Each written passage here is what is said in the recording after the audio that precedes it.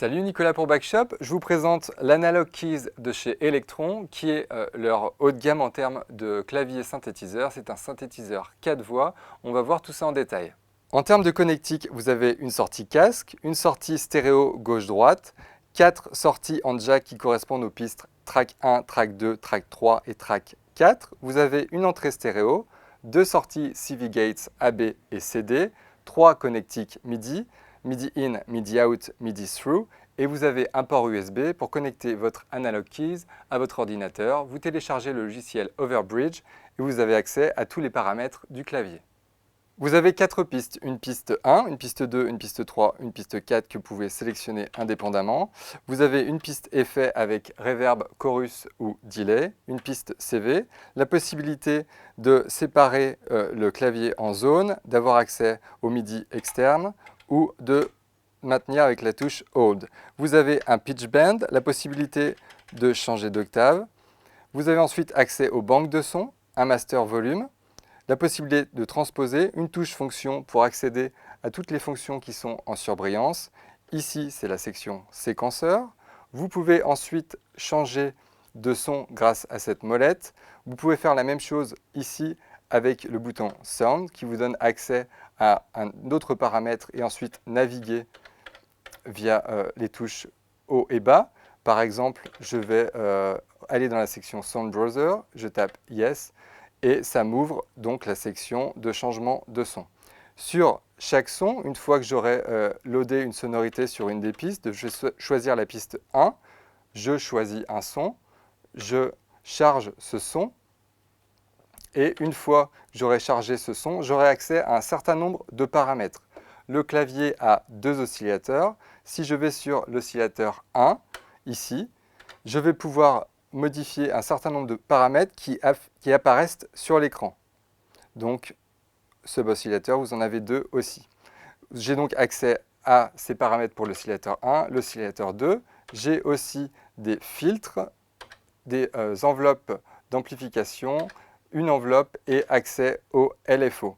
J'aurai ici accès à d'autres paramètres comme les kits, sound, track, pattern et song. Vous avez aussi 6 arpégiateurs. Pour les besoins de la démo, je vais prendre un casque Divine Pro 2000. Vous avez accès donc à un certain nombre de sonorités. Je vais vous faire écouter quelques sons.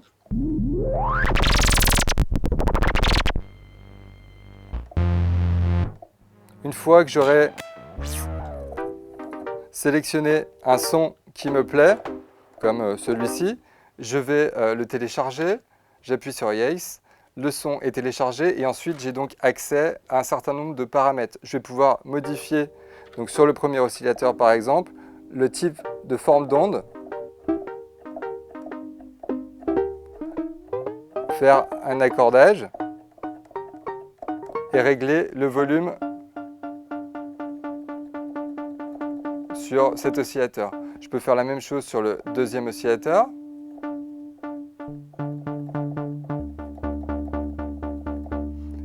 Et modifier ainsi tous les paramètres, que ce soit l'attaque. Ici, je peux rajouter de l'attaque, donc le son partira un petit peu après. Augmenter le system et la release. Donc si je mets le release à fond, avec une faible attaque, j'aurai un son qui va monter progressivement. Je peux aussi modifier la vitesse du LFO, par exemple.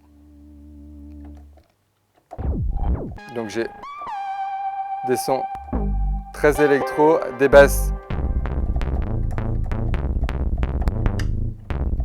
Donc des basses très puissantes. Je vais aussi vous faire écouter une modulation sur un type de son, peut-être en dents de scie, qui est au début. So, qui doit être en A01 ou A02, si mes souvenirs sont bons. Voilà. Donc si je vais le charger, donc là si je modifie la forme d'onde, modifie sa vitesse, je vais baisser le deuxième LFO. Donc sur le premier oscillateur, Là, c'est une forme d'onde triangulaire, carré, et enfin, so. On peut encore naviguer parmi d'autres sons dans la banque. Donc on voit que c'est des sons très actuels. Pour utiliser le séquenceur, je choisis une piste, en l'occurrence la piste 1. Je vais sélectionner un son, pourquoi pas un son de kick. Je valide. J'enclenche l'enregistrement. Je mets en mode loops. Je vais sur la première piste activer.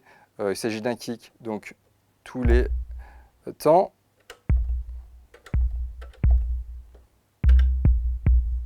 Et je vais pouvoir sélectionner sur une deuxième piste un autre son.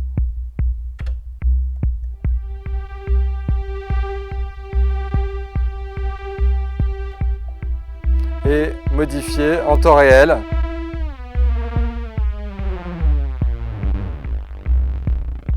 un certain nombre de sonorités ou de paramètres.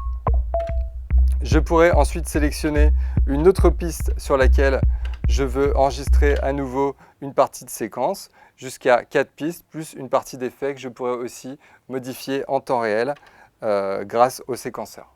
L'Electron Analog Keys est vraiment un synthétiseur très complet avec beaucoup de possibilités, aussi bien sur la machine qu'avec le logiciel Overbridge.